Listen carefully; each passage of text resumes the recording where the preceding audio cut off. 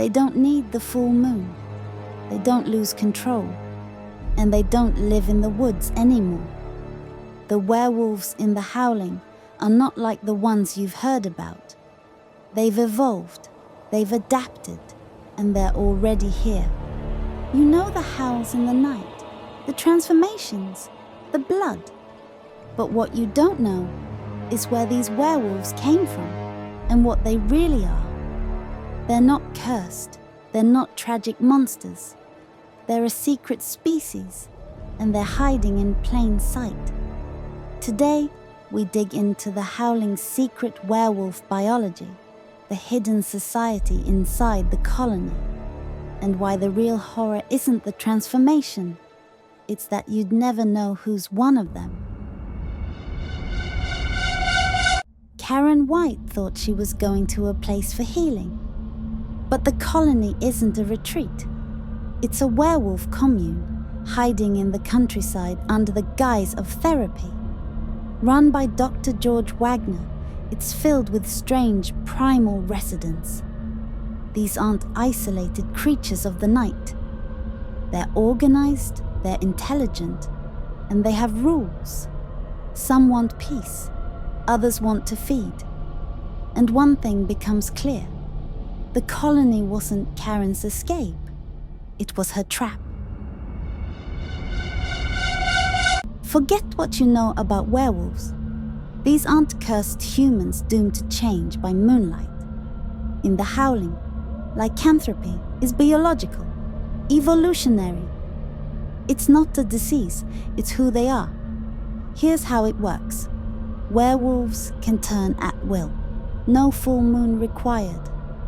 They maintain human intelligence after transforming, and they can spread the condition through a single bite.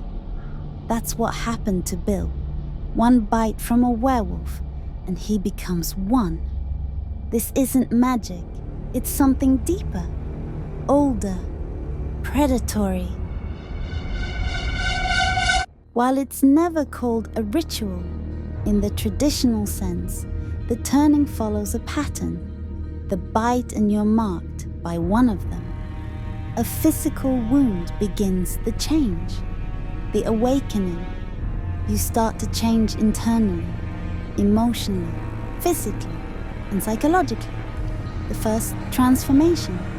It happens under duress, instinct, or sexual tension. For Bill, it happens with Marsha. During sex, by firelight, as they both transform. Acceptance or rejection. Once you change, the only choice is whether you embrace it or fight it. For Karen, the change is coming, but she's not ready to give in. Here's the secret most viewers miss. The colony is divided. Doc Waggner wants to control the werewolf nature, keep it hidden, coexist with humans. But Marsha Quist, Eddie Quist, they want to feed, to hunt, to dominate. This is a hidden ideological war among werewolves. Evolution versus instinct. Peace versus predation. Civilization versus chaos. And Karen? She's caught in the middle. The colony wasn't just a home for werewolves. It was a battleground for their future. In the Howling, the old rules don't work, except one. Silver kills. Eddie Quist takes acid to the face and still survives. Only a silver bullet finishes him. And in the end, the only way to stop the entire colony is with fire and lead. Chris arrives with silver bullets, just in time to save Karen. Together, they burn the colony to the ground. But the fight isn't over. Because Karen, she's been bitten. The final scene is what makes the Howling legendary. Karen returns to her job as a news anchor and goes live. She delivers a chilling monologue.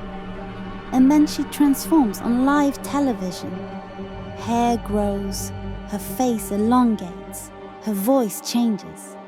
Chris is forced to shoot her, on air, but the world just laughs. They think it's a stunt, special effects. No one believes the truth they just saw. And somewhere, far away, Marsha sits at a bar, alive, unbothered, and ordering her meat rare. The werewolves aren't gone. They're just better at hiding now. Let's break it down. Werewolves in the Howling are not cursed. They're a hidden species, either born or turned.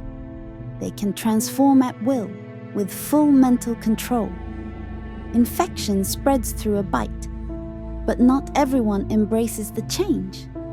The colony is a front, a hidden commune where werewolves debate whether to integrate or kill. Only silver and fire can destroy them. And the scariest part?